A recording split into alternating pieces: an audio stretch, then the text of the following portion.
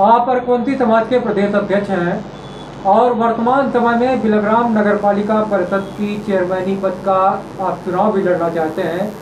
कुछ घोषणाएं आपने की हैं, तो इन घोषणाओं को लेकर किस प्रकार जमीनी हकीकत पर इसको मूर्त रूप कैसे देंगे, बताएं। आज विश्व से मर्यादा पुरुषोत्तम भगवान श्री राम जी ने आसुरी शक्तियों को समाप्त किया था। उस दशहरा के पावन पर्व की सभी देशवासियों को बधाई देता हूं। जहां तक हमारे एक घोषणा पत्र, चुनावी घोषणा पत्र की बात है, हम इसको चुनावी घोषणा पत्र मानेंगे। आप देख रहे हैं, या हमने परसों से वितरित करना शुरू किया है लोगों के बीच में। इसमें हमने यह रखा है कि हम अगर चेयरमैन बनेंगे, भारतीय जनता पार्टी हमें प्रत्याशी बनाती है, तो हम नगर को एक ऐतिहासिक नगर बनाएंगे। इसमें 200 दुकानों का हमने जिक्र किया है कि 200 दुकानें सरकारी ज़मीन पर नगर पालिका के द्वारा शासन और प्रशासन, अपने विधायक, अपने भारतीय जनता पार्टी के जिला अध्यक्ष आज से संपर्क करके, जो हमारी नज़र में हम जब 2006 में चुनाव लड़े थे भारतीय जनता पार्टी से चेयरमैन पद का, तब से मेरी नज़र में वो ज़मीन पड़ी हुई है। हालांकि वह किसी की नज़र में नहीं आ रही है, उसको समझ लोग नहीं पा रहे हैं, लेकिन मेरी नज़र में वो ज़मीन है। उस ज़मीन पर हम एक मार्केट के रूप में 200 दुकानें बना करके नगर के ज़रूरतमंदों को, गरीबों को क्या जो ज़मीन आप जिस ज़मीन की बात कर रही है मुख्य मार्ग पर है या फिर नगर से सटी हुई किसी जगह? हाँ, बहुत अच्छी बात है, लेकिन हम इसको थोड़ा गोपनीय इसलिए रखना चाह रहे हैं कि 2006 से जब हम चुनाव लड़ रहे हैं, तो उसके बाद से तमाम प्रकार से लोगों ने हमसे पूछा कि वह ज़मीन कहाँ पर है, कैसे है, बता दीजिएगा। तो हमने एक बात बताए हम आपको। एक हमारे मित्र हैं आयश, हमने उनसे एक बार पूछा कि अगर कोई ज़मीन कहीं पर है, कुछ है और उसका उपयोग नहीं हो रहा है, तो हम उसको कैसे क्या, तो उन्होंने हमको एक प्रक्रिया बताई थी कि ये ज़मीन इस तरीके से आप उसको हस्तांतरित कर सकते हैं। वह प्रक्रिया, जहाँ तक जितने भी प्रत्याशी हैं, कोई प्रत्याशी तो पैसा पैदा करने के लिए लड़ रहा है, कोई प्रत्याशी जो है कहीं कोई बनी हुई चीज़ को हटाने के लिए फिर से लड़ रहा है, कोई प्रत्याशी जो है शायद रुतबा दिखाने के लिए लड़ रहा है। लेकिन प्रताप सिंह अरकवंशी जो प्रत्याशी बनेंगे, वो बिलग्राम को ऐतिहासिक नगर बनाने के लिए बनेंगे, और यहाँ तक कि वो 200 दुकानों को बनाएंगे। इसके अतिरिक्त इसका नाम भील गांव भी कहा जाता है। भिल्ला दैत्य का यहाँ पर साम्राज्य था, जो कन्नौज से लेकर सीतापुर तक, और बिलग्राम में उसकी राजधानी थी। हम इसको भव्य पर्यटक स्थल के रूप में भी स्थापित करेंगे, जो देश का एक पहला ऐसा पर्यटक स्थल होगा जिसका जिक्र महाभारत और गीता में भगवान श्री कृष्ण से जुड़ा हुआ प्रसंग है, वह भी देंगे। और आदरणीय, आपको मैं बताऊं, इसके अतिरिक्त हमने और भी कुछ सोचा है कि यदि हम चेयरमैन बनते हैं बिलग्राम के, तो बिलग्राम की सड़कें, नालियाँ, कभी कभी आप बस्ती के अंदर देखते हैं कि बहुत जलभराव होता है। हम उन सारी चीज़ों को, जो छोटी और पतली गलियां हैं, संपर्क मार्ग हैं, उन्हें संपर्क मार्ग से प्रमुख मार्ग तक ऊंचा करके लाएंगे। एक महत्वपूर्ण मुद्दा और है इसमें जो आपने दिया है अतिक्रमण को लेकर, क्या शासन के विपरीत आप काम करेंगे अगर अतिक्रमण नहीं करने देंगे? देखिए, ऐसा है, नगर पालिका एक्ट में कई प्राविधान हैं, और आप देखते होंगे कोई धारा जब होती है तो उस धारा में सीधे सीधे धारा एक लगी होती है, और उसमें कभी कभी एक धारा और साथ में जोड़ी जाती है, धारा ए और बी। ये दो धाराएं और जोड़ी जाती हैं तो मुकदमा और गंभीर और कमज़ोर हुआ करता है।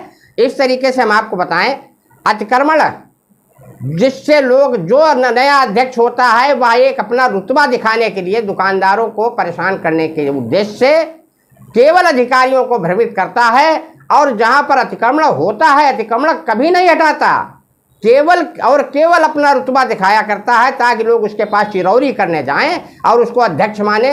वो जबरिया में अपने को अध्यक्ष मनवाता है। और हमने अतिक्रमण का एक मानक तय किया है कि यदि सदर बाजार में मानक अगर है, तो सरकारी तौर पर कहाँ पर मानक सही बैठ रहा है, सरकारी तौर पर कहाँ पर नहीं सही बैठ रहा है, वो मानक मेरे दिमाग में है। तो हम अतिक्रमण से नागरिकों को परेशान नहीं करेंगे। और आवागमन में जैसे एम्बुलेंस है, मरीज है, अधिकारी हैं, नेता हैं, इनका अगर कहीं कोई प्रोग्राम होता है और पता चला प्रोटोकॉल के अंतर्गत इनको कहीं अर्जेंट जाना भी पड़ता है, तो मैं उस अतिक्रमण के अंतर्गत कतई भी सदर बाजार में ऐसा नहीं करूंगा कि उन्हें 1 मिनट का विलंब लगे, और ऐसी व्यवस्था दूंगा जो मेरे एक दिमाग में है। न मैं अतिक्रमण हटाऊंगा और व्यवस्था भी ऐसी करूंगा कि कभी भी आवागमन बाधित नहीं होगा। एक बड़ा मुद्दा और है, चौराहे पर आपने चतुर्भुज बनाने को कहा है, चतुर्भुज द्वार, आखिर इसकी किस हिसाब से है, क्या इसका सच्चाई है? बहुत से लोग चुनाव लड़ते हैं, उन्हें बिलग्राम के बारे में जानकारी नहीं है। बहुत समय पहले की बात है, जब बिलग्राम नगर पालिका बनाई गई थी, तो उस समय यहाँ पर एक जो आजकल जैसे अधिशासी अधिकारी होते हैं, ऐसे ही प्रमुख रूप से उस समय एक बख्शी साहब हुआ करते थे। वो बख्शी जो हैं, लोगों को जानकारी नहीं है, मैं ओपन कर देता हूँ, चतुर्भुज शर्मा के नाम से हुआ करते थे। उनकी इच्छा हुई थी तो उन्होंने एक छोटा सा द्वार यहाँ बनाया था, उसका नाम उन्होंने चतुर्भुज द्वार रखा था, और अपने पैसे से बनाया था, नगर पालिका के पैसे से नहीं। तब नगर पालिकाओं में कोई आय नहीं हुआ करती थी, चुंगी हुआ करती थी, टोल टैक्स हुआ करते थे, ये सब हुआ करता था, इससे आय बढ़ती थी, कर्मचारियों की तनख्वाह भी नहीं निकल पाती थी। और उसके बाद में हमारे मरहूम उसके बाद में किसी अन्य ने एक द्वार बनाया।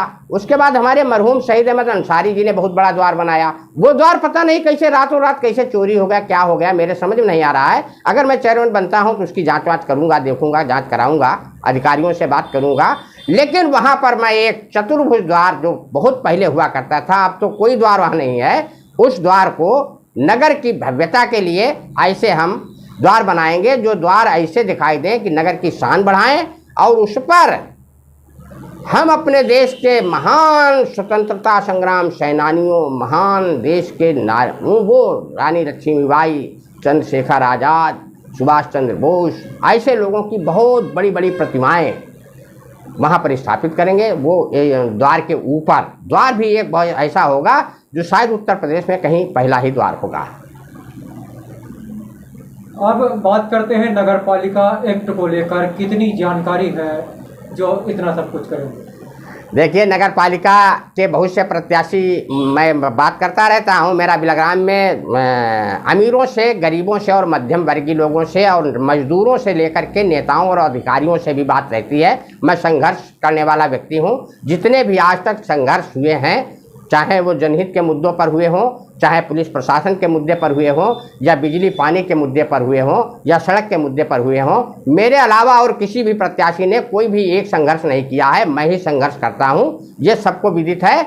और अगर कोई किए हो कभी तो वो बताए जनता को कि उसने किया। जहां तक नगर पालिका एक्ट की बात है, लोगों को ये नहीं मालूम है कि नगर पालिका एक्ट कब बना और कब लागू हुआ। नगर पालिका बिलग्राम किस कैटेगरी की नगर पालिका है और किस कैटेगरी की थी जब बनी थी ब्रिटिश हुकूमत के बाद में, और लोगों को ये भी नहीं मालूम है नगर पालिका का क्षेत्रफल क्या है। मुझे ये चारों चीज़ों के अतिरिक्त और भी बहुत कुछ मालूम है। अगर पालिका अध्यक्ष बनता हूँ तो लोगों को दिखाऊंगा कि मैं खाली बातें करने वाला पालिका अध्यक्ष नहीं बनता हूँ, नहीं बनूंगा। मैं काम करने वाला, नाम करने वाला, देश का नाम, देश में बिलग्राम का नाम रोशन करने वाला पालिका अध्यक्ष बनूंगा। लोगों की तरीके से नहीं कि जिन्हें पालिका एक्ट के बारे में भी जानकारी नहीं कि पालिका एक्ट कब बना था और पालिका एक्ट कब लागू हुआ। लोग तो अगर इस बात को बता भी नहीं पाएंगे कि बिलग्राम की नगर पालिका की श्रेणी क्या है। लोग ये भी नहीं बता पाएंगे कि बिलग्राम जो है नगर पालिका कितने वर्ग किलोमीटर में है। लेकिन मुझे इन सारी चीज़ों की बहुत अच्छी तरीके से जानकारी है। तब मैं नगर पालिका अध्यक्ष पद का चुनाव 2006 से मैं बहुत बढ़िया तरीके से लड़ा था भारतीय जनता पार्टी से, और इस बार भी मैं भारतीय जनता पार्टी का प्रबल दावेदार हूँ।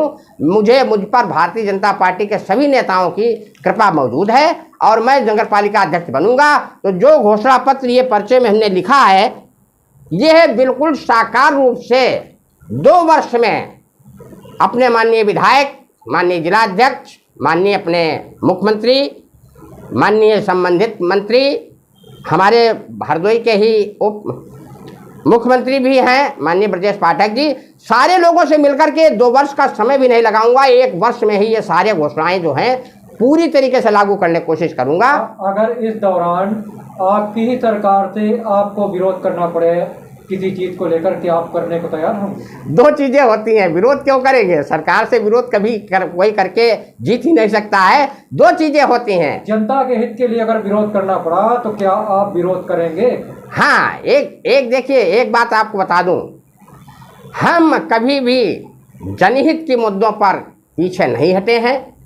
हम उनको बताएंगे कि हम बिल्कुल सही तरीके से जनता के हित के लिए यह काम करना चाह रहे हैं। उसके लिए एक बात यह है कि एक तो बात अपनी मनवाने के लिए कई बार बात करना होगा, और उसके बाद जब नहीं मानेंगे तो हमें उनके हाथ पैर जोड़ करके भी अपनी बात को मनवाने का पूरा हम प्रयास करेंगे। आपको बता दें, सबसे बड़ा मुद्दा जो है वो इस समय गृह कर और जल कर को लेकर सभी नगर पालिकाओं में है, बिलग्राम में भी होगा।